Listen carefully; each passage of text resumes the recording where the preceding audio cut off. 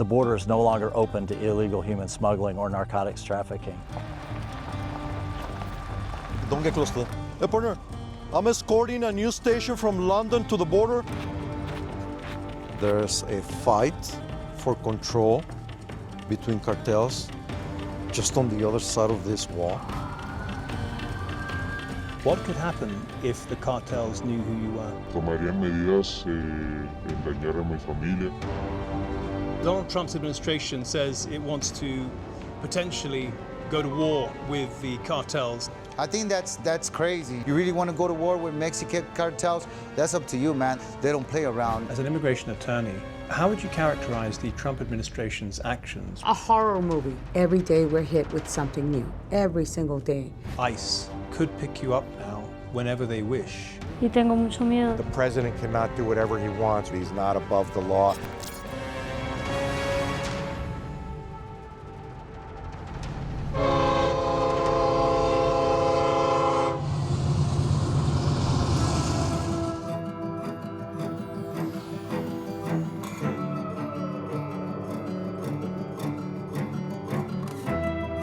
On day one of his presidency, Donald Trump declared a national emergency here at the southern border. He promised to end the illegal migrant crossings and to wage war on the drug cartels which make a fortune from them. 5 months on, we've come to El Paso, Texas, which is one of the worst affected areas, to see how things have changed. During the Biden administration, there were a record 11 million illegal crossings. That's over 250,000 every month for 4 years, dwarfing what we saw under previous administrations. Most of the crossings were over the southern border, which stretches over 3,000 kilometers across 4 states. The city of El Paso in Texas is right across the border from Ciudad Juarez, where the cartels are powerful. During Biden's presidency, El Paso was said to be almost overwhelmed by the sheer numbers who poured over the border. Many crossed through a gap in the wall on Mount Cristo Rey in neighboring New Mexico. But today, things are different. Illegal crossings have been reduced by about 95% compared to a year ago. Border Patrol are back in charge and are keen to show us around. Well, we've seen a significant reduction in encounters and illegal border crossings as consequences have been applied in the new administration. Specifically, the enforcement of 8 United States Code 1325, illegal entry without inspection. And because there is this enforcement measure, and it's being enforced for anyone who crosses over, that consequence delivery has had a tremendous deterrence effect. So that consequence was there over the last 4 years. Why wasn't it applied? Well, different administrations decide how they're going to force it. And our agents in the field, they make the arrests, they make the apprehensions. But it's up to the U.S. attorneys and the Justice Department to actually file the prosecution paperwork to actually make charges stick. So it was a lack of political will in the previous administration? Well, I'm not going to get very political, but we've seen with the new administration coming in a real priority on border security, because border security ultimately is national security. Trump's essentially turned this area into a military base, one that runs for hundreds of kilometers along the wall, both in Texas and in New Mexico. They're called National Defense Areas, and there are plans to extend them. About 13,000 National Guard and regular soldiers have been deployed to the border under Trump, and in these areas they have the power to detain illegal migrants. Defense Secretary Pete Hegseth is warning, don't cross. This is Department of Defense property. Any illegal attempting to enter that zone will be interdicted by U.S. troops and Border Patrol working together. Local border agents tell us they welcome the military support, which has allowed them to wrest back control from the cartels. The reason why we stopped here is because we want to show you that shrine. It's a shrine that the smuggling organizations, they dedicated to Santa Muerte, the saint of death, or death saint, which is basically the Grim Reaper, but in the form of a saint. This is their way of saying basically that they control this area, when in fact we control this area. As you can see, it's silent. This is an area that 2-3 years ago, this was non-stop. Groups of 10, 12, 20, 30, non-stop. And right now it's shut down. This is an area where the border fence finished, and we had the challenge of patrolling the south side of Mount Cristo Rey, which is this mountain right here next to us, without any permanent infrastructure. The long-term goal is to build a permanent infrastructure all the way to the other side of this mountain, the east side of the mountain, where the El Paso, Texas area. Just explain exactly, they just come to here and then just skip over the barriers? Correct. This razor wire, the X's, which is called the vehicle barrier or the Normandy barrier, which is a common nickname for it, this was not here. Right. So it was easy for them to cross into the United States and then go back to Mexico.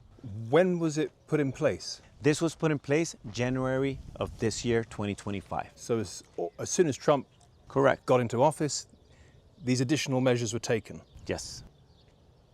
And they've made all the difference. They made a huge difference. Okay. A huge difference. Okay. By day, things are indeed quiet, but as it grows darker, migrants take their chance to cross the border. We return to the area that night with a new guide, veteran law enforcement officer OMAR CHAVEZ. As the sun falls, that's when the crossings start happening. Sure. They have one detained, maybe. Oh, right. No. Yeah, 2 detained. No, don't get close to them. Okay. Hey, partner, I'm escorting a new station from London to the border. I'm an SO deputy. I just wanted to let you guys know. Okay, no worries, sir. Oh, thank you. Can you just describe what we're seeing here? Okay, so what we have here is 2 illegal aliens that they just crossed through this area, and they're gonna take them in for processing at their station and deportation or anything else that they need to do. And we have what DOD, that's the Department of Defense, that's the U.S. Army. Oh, right. Those are the troops that Trump put on the border. So we'll let them do their job because I don't want to harass them. Now, you see how many patrol cars there are there? Yeah. About 4 or 5, right? Yeah. So now they're tied up. Who's watching? Right. Sometimes these coyotes, these smugglers, they purposely send a few guys. Fortunately, they paid. These people paid to come across, and they send them as bait to tie up the hands of Border Patrol agents while they send the bigger groups somewhere else across. Right.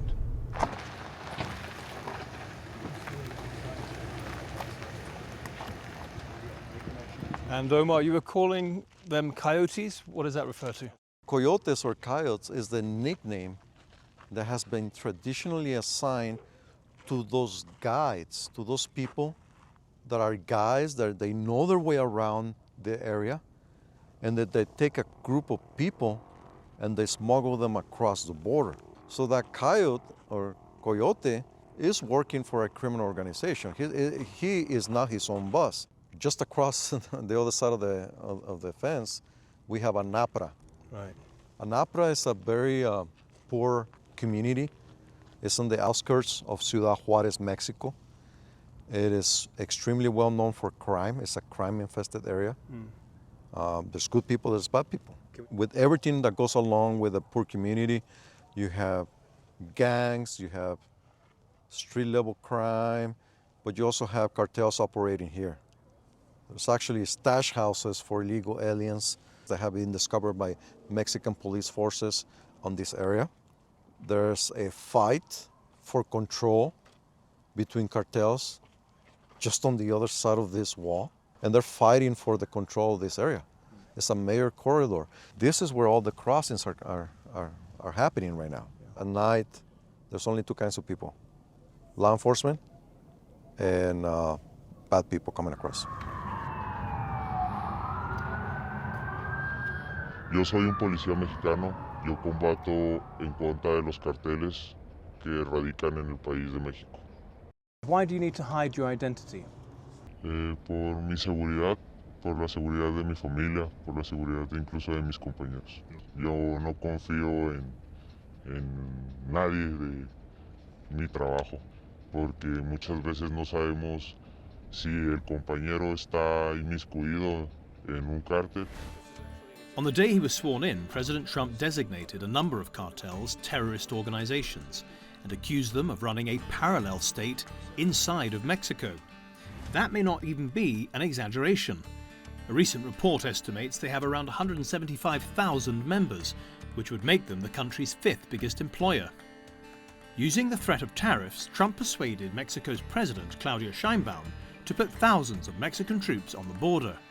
He recently offered American troops too, but she declined, saying, "We will never accept the presence of the US Army in our territory." The President of Mexico is a lovely woman, but she is so afraid of the cartels that she can't even think straight. And there's good reason to fear them.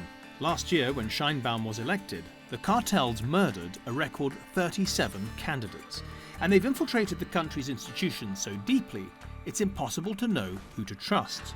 And that includes the police. Why have you agreed to talk to us today? Porque yo considero que es necesario que la sociedad sepa la verdad. Es un sistema en el cual muchas veces los mismos presidentes están tan corrompidos. How have the cartels reacted to Trump securing the American side of the border? De momento se han estado debilitando, pero esto ha hecho una evolución. Como por ejemplo, nos hemos percatado de que ellos cambiaron la modalidad, que usan medios de vuelos de Ciudad de México hacia Canadá, y de ahí bajan a las personas directamente de la frontera de Canadá hacia Estados Unidos. US Border Patrol told me that nobody crosses the southern border without paying a fee to the cartels. Sí, es cierto, ya que ese negocio ellos lo acaparan, ellos acapararon ese negocio. La cobra de, como se dice, la cuota para el cruce. Si no se hace mediante estas personas, los desaparecen o los matan. And what do the cartels do with this vast fortune? Las invierten en compra de armamentos, vehículos, pago al personal que ellos traen a su cargo. You and other officers are frequently involved in gun battles with the cartels. What kind of weaponry do they have? Ok, déjame te enseño este video, que eso es del armamento que ellos usan.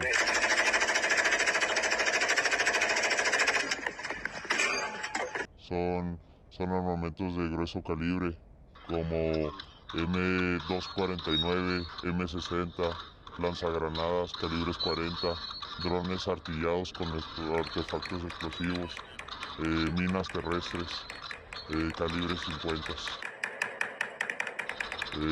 Realmente nos superan en el poder de fuego. The Trump administration is considering taking military action directly against the cartels inside of Mexico. Do you support that? Sí, yo estoy de acuerdo con eso porque el cual tienen un nivel de poder o fuego, el cual muchas veces nos superan a nosotros los carteles. Entonces, para nosotros sería gran ayuda. Your president, Claudia Sheinbaum, and President Trump seem to have quite a tense relationship. Do you think that she will work with President Trump? Yo considero que no. Entonces yo considero que sería importante que sí emplearan ese tipo de presión hacia el gobierno mexicano.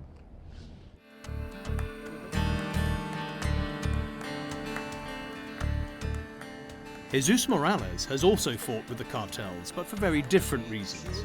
He's a member of a Mexican-American gang here in El Paso. He has a unique perspective on the cartels and the migrant situation. I grew up poor. We just came from Mexico for my family. I'm the first American from my family. We were like our own tribe. It was like our own tribe, and that's how it is. When I was growing up in the projects, it's right next to the border. So we were the first ones to get all the drugs as soon as, and then most of the people will jump the border, run to the projects, and then we'll stash them up and get their drugs, and then we'll sell them. I know you want to make big changes in your life. You have a lot of ambitions, but is it true you're still a gang member? Yes, I'm still in the gang. The only way you leave is in a box, and that's it. Like, you know what I mean? They're taking you out, you know, like they said, head first. And is that true? Have you heard about that? Yes. Oh, yes, yes, yes. What do you know about the cartels? I'll tell you. There was a time. I'm not gonna say the name of cartel because they might feel disrespected, and I really don't want that. Bring that heat. And but yeah, I went to war with the cartels because we wanted to keep our spot, to sell our spot, and then some people wanted a tax and this and that, and you know, in El Paso, you know. You know, they want to tax people with drugs so they can get money from you, but, you know, I don't think that's right. So Donald Trump's administration says it wants to potentially go to war with the cartels, designating them terrorists, maybe even take military action inside of Mexico. What do you think about that? I think that's crazy. I think that's just going to cause more problems, but I mean, Donald Trump is a smart man. He knows what he's doing. But you really want to go to war with Mexican cartels? That's up to you, man. I think you're going against the hardest right there because they don't play around. And once you put somebody's life in threat, you threat somebody's life like the cartels, you're asking like the whole nation to be, because you got to understand the cartel is not just the cartel. They also try to take care of their community. You know what I mean? And they do their best. Of course, the cartel's influence doesn't stop at their own community. Everyone who crosses the border comes in contact with them. This 30-year-old Venezuelan mother and her 4-year-old son included. Uno tiene que agarrar para la selva. De acá nos metimos a la selva 3 días. Their entire journey lasted 25 days, much of it by foot or hitchhiking. From Venezuela into Colombia, then through the infamous Darién Gap, where many people lose their lives, either to the jungle or to the bandits. Onwards into Panama, Costa Rica, Nicaragua, Honduras, Guatemala, and finally into Mexico. In Mexico City, she was finally able to use the so-called CBP-1 app on her phone to apply for asylum in America. The app was a Biden administration route into the country and was used by over 900,000 people. After making her application, she crossed into America legitimately, and then, a couple of months later, Donald Trump became president, and he terminated the app. Her attorney explains what this means for her client. Okay, well, right now, because she came in on the CBP-1, and that status was terminated, technically they could come and just detain her without cause. They could just detain her based on the fact that her entry is no longer lawful, considered no longer lawful, and she would have to fight her case, finish fighting her asylum case from a detention center. What is it like living under those circumstances? Con mucho miedo a salir a la calle, a trabajar. Los agentes de ICE pueden venir y recogerme a mí y a mi niño y tengo mucho miedo de salir, de trabajar, de todo. So what's your thoughts about the Trump administration? Pues muy mal porque él prometió que iba a sacar a los delincuentes, a los que tuvieran orden de arresto y nos está sacando a todos los que estamos trabajando, los que estamos aquí pues solo buscando un mejor futuro. As an immigration attorney, have you ever seen this sort of sharp U-turn?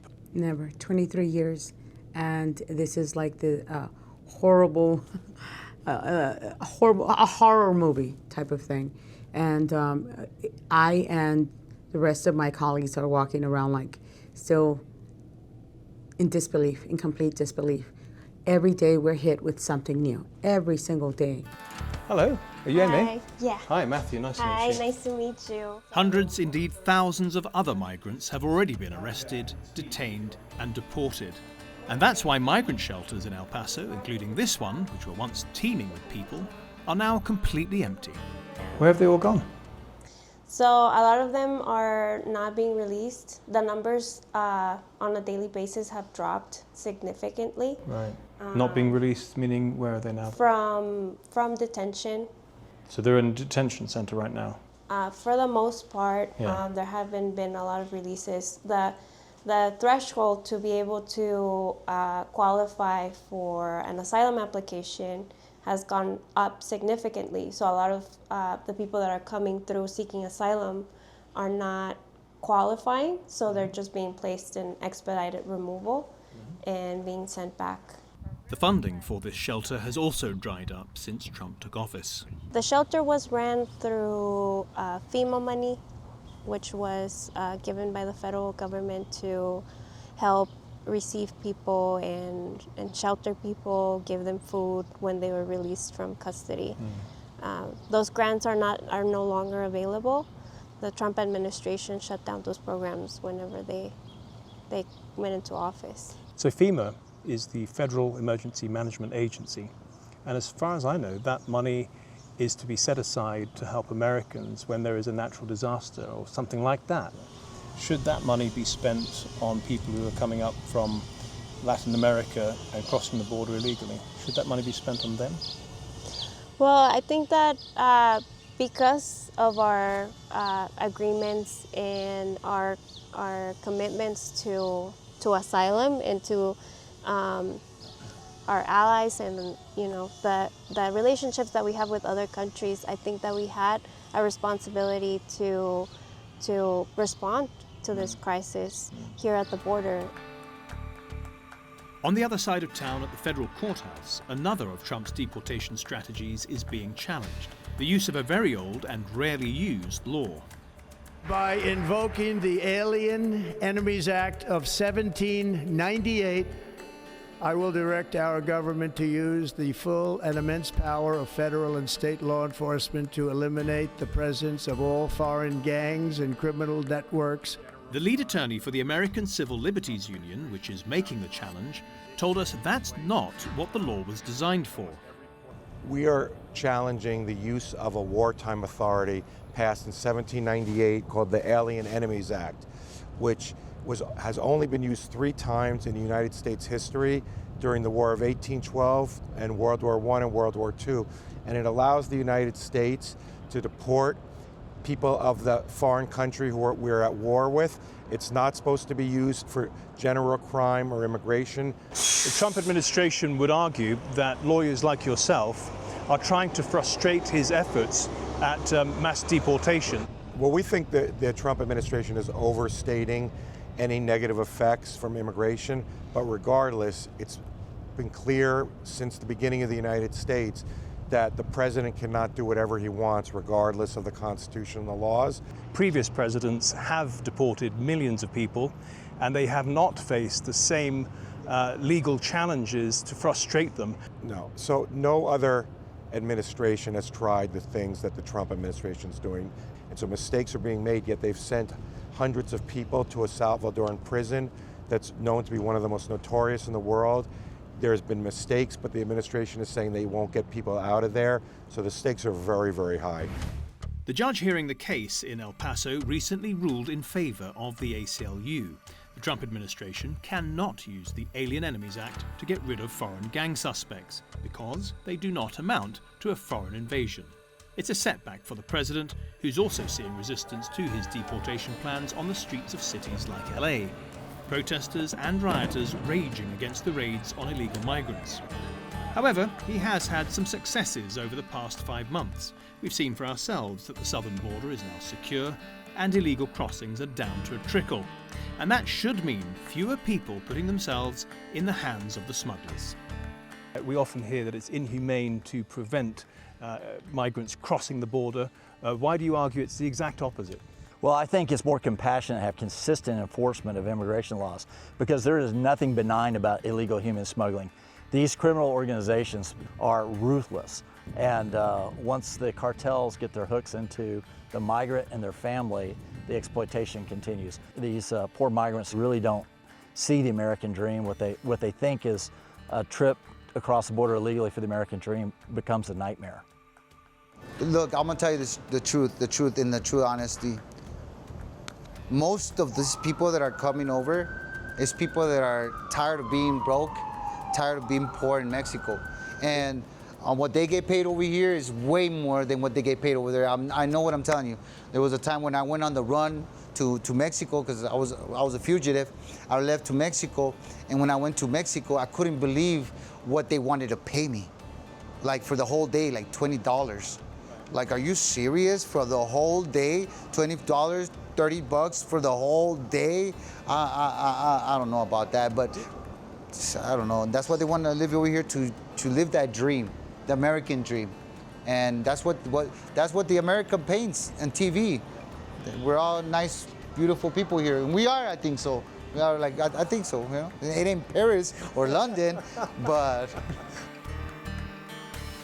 You're risking your life today to tell the world about what's happening in your country. What is your ambition? What is your hope for your country going forward? Con algo que yo logre, aunque sea mínimo, es un grano de arena. Y yo considero que debe de haber esperanza.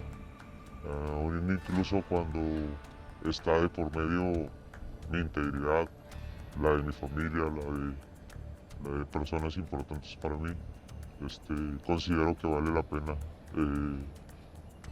hacer todo el sacrificio que se hace.